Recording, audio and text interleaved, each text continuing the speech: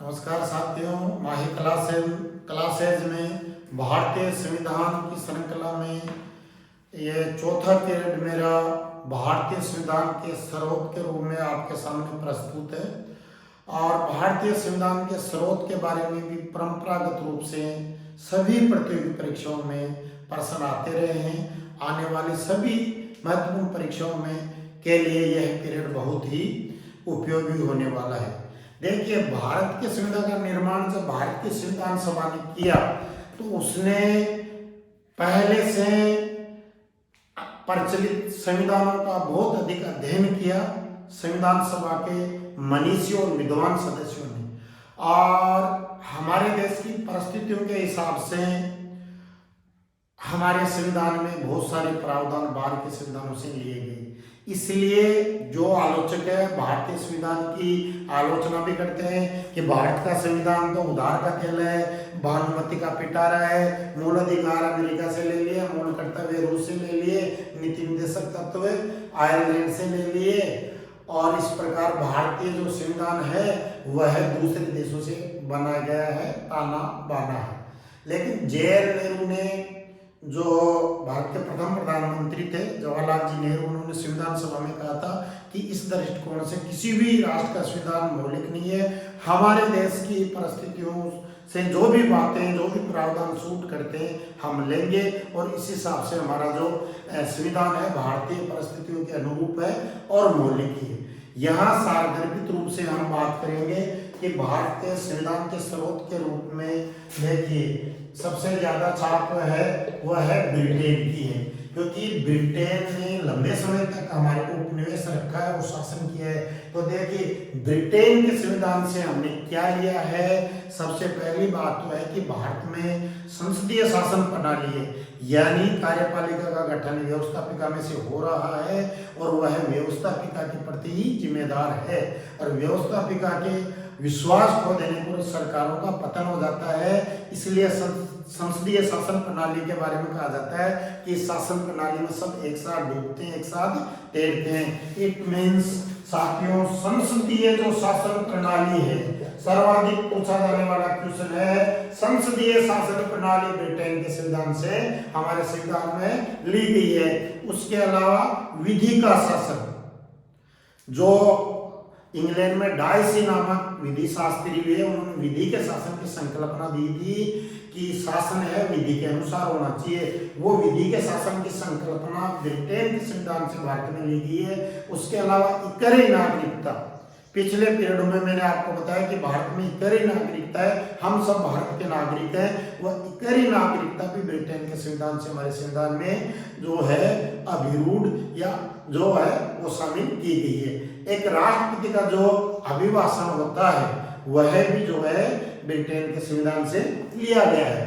देखिए, अब इसके बाद में बात करते हैं कि अमेरिका के संविधान से क्या लिया गया है।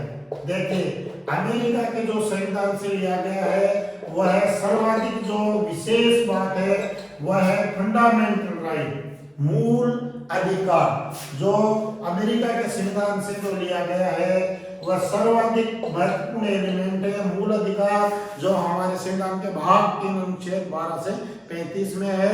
मूल अधिकार साथियों अमेरिका के संविधान से लिए गए हैं। उसके अलावा उच्चतम न्यायालय, न्यायिक पुनरावलोकन और राष्ट्रपति पर महाभियोग, जो अनुच्छेद 61 के तहत, अनुच्छेद 61 के तहत द ब्रीच ऑफ कॉन्स्टिट्यूशन, संविधान के अतिक्रमण पर भारत के संसद भारत के राष्ट्रपति पर लगा सकती है, वो प्रावधान भी अमेरिका के संविधान से लिया गया है। जैसे न्यायिक पुनरावलोकन के अंतर्गत सर्वोच्च न्यायालय जो है वो कार्यपालिका और व्यवस्थापिका के कार्यों की वैधता की जांच करता है। तो न्यायिक पुनरावलोकन जो है वो अमेरिका के संविधान से लिया गया है।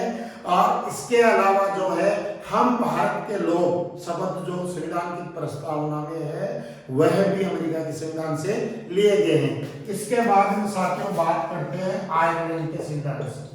देखिए, मैंने बताया था इस संविधान के भाग 4 अनुच्छेद 36 से क्या बनता है, जो वाद योग्य नहीं है, जो शुभ इच्छाएं हैं, जो वाद योग्य न होते हुए भी किसी सरकार के लिए शासन में लागू करना एक मूलभूत शर्त है, वो नीति निर्देशक तत्व है, वो आयरलैंड के संविधान से लिए गए हैं। उसके अलावा आयरलैंड से यह लिया गया है कि राज्यसभा में भारत का जो राष्ट्रपति जो है वह 12 सदस्यों का मनोनयन करता है, वह प्रक्रिया भी आयरलैंड से ली गई है। उसके अलावा जो राष्ट्रपति लोकसभा में 2 एंग्लो इंडियन सदस्यों का मनोनयन करता है, अगर वो आम चुनाव में चुनकर नहीं आते हैं तो यह प्रक्रिया भी आयरलैंड के संविधान से ली गई है। यानी आयरलैंड से नीति निर्देशक तत्व लिए गए हैं, राज्यसभा के 12 सदस्यों का मनोनयन लिया गया है और लोकसभा के 2 एंग्लो इंडियन सदस्यों का मनोनयन लिया गया है। अब देखिए बात करते हैं फ्रांस से। मैंने यह बताया था कि भारत का संविधान 26 जनवरी 1950 को लागू हुआ था और भारत को गणतंत्र घोषित किया गया था।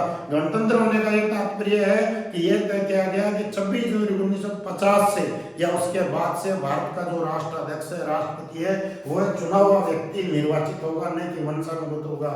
यह बात हमें फ्रांस के गणतंत्र से लिया गया है और फ्रांस जो गणतंत्र का जो है विश्व में सर्वाधिक महत्वपूर्ण उदाहरण है।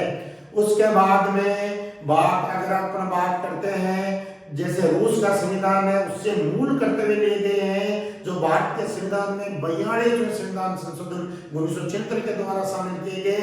वर्तमान में 11 मौलिक कर्तव्य है। 11वां मौलिक कर्तव्य है कि बच्चों को शिक्षा मिले, उसके लिए उसके अभिभावकों का कर्तव्य है कि वो उनको शिक्षा प्रदान करवाने के लिए विद्यालयों में भर्ती करवाएं, उनको शिक्षा प्रदान करवाएं। वो अभिभावकों का दायित्व है, वो 11वां कर्तव्य है।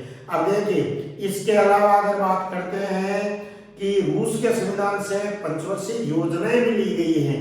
इसके अलावा जापान के संविधान से विधि द्वारा स्थापित प्रक्रिया शब्दावली का प्रयोग किया गया है।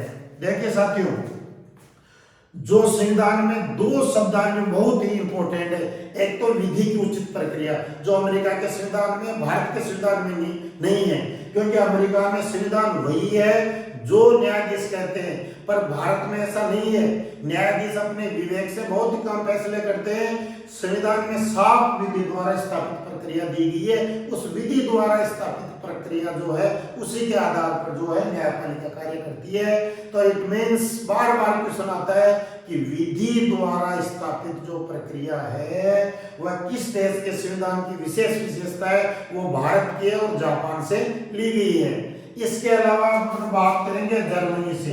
देखिए साथियों, जर्मनी के संविधान से आपातकालीन उपबंध लिए गए हैं जो भारत के संविधान के भाग 18 में प्रतिस्थापित किए गए हैं, जो अनुच्छेद 352 से लेकर 360 तक है, 352, 356 और 360। इसके अलावा जैसे बात करें तो दक्षिण अफ्रीका से हमने संविधान संशोधन पद्धति ली है। आपको पता है कि भारत के संविधान में भारत की संसद जो है वो संशोधन करती है। वह सामान्य बहुमत, विशेष बहुमत और विशेष बहुमत राज्यों के अनुसमर्थन से करती है। संविधान के भाग 20 अनुच्छेद 368 में संशोधन प्रक्रिया का वर्णन है। तो यह संशोधन पद्धति, संशोधन के प्रावधान दक्षिण अफ्रीका के संविधान से लिए गए हैं। ये क्वेश्चन साथियों आने वाली सभी SET, REET, bank, SSC, RSP सभी महत्वपूर्ण परीक्षाओं में एक क्वेश्चन छपने वाले हैं।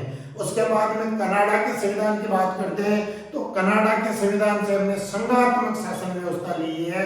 उसके अलावा राष्ट्रपति जो राज्यपाल की नियुक्ति करता है वो प्रावधान लिए हैं और राज्यपाल का राष्ट्रपति के प्रसाद पर्यंत पद धारण करना यह प्रावधान लिए गए हैं। और अभी जो मैंने साइबर कानून बताया था पिछले पीरियड में कि वह अवशिष्ट शक्तियों में आता है संघ में, वह भी कनाडा से लिए गए। और इसके अलावा साथियों ऑस्ट्रेलिया के संविधान से हमने जो समवर्ती सूची है वह समवर्ती जो सूची है वह ऑस्ट्रेलिया के संविधान से ली है। साथियों, संविधान की श्रृंखला के आगे के पीरियड आते रहेंगे। आप चैनल को लाइक, शेयर एंड सब्सक्राइब करते रहें। मिलते हैं अगले पीरियड में। Thank you sir.